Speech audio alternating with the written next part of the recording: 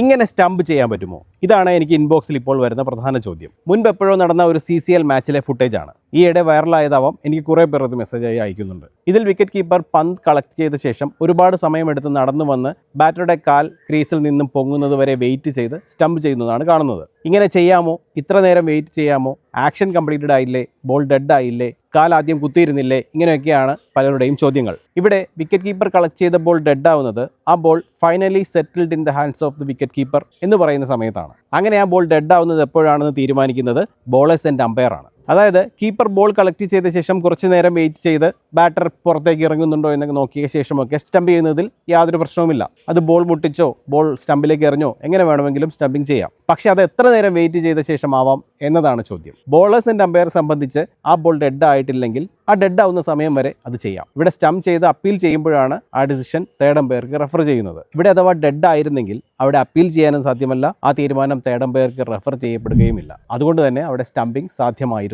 മറ്റൊരാളായിരുന്നു ഇവിടെ bowlers and umpire എങ്കിൽ ഒരുപക്ഷെ ഇതിനോടകം തന്നെ ബോൾ ഫൈനലി സെറ്റിൽഡ് ആയി എന്ന് വിധിക്കുമായിരുന്നു. എന്തായാലും ഇവിടെ ഈ ബോളിൽ അത് ഡെഡ് ആയിട്ടില്ല. അത് അമ്പയറുടെ പിഴവുമല്ല. ഇത് മറ്റൊരു വീഡിയോ ആണ്.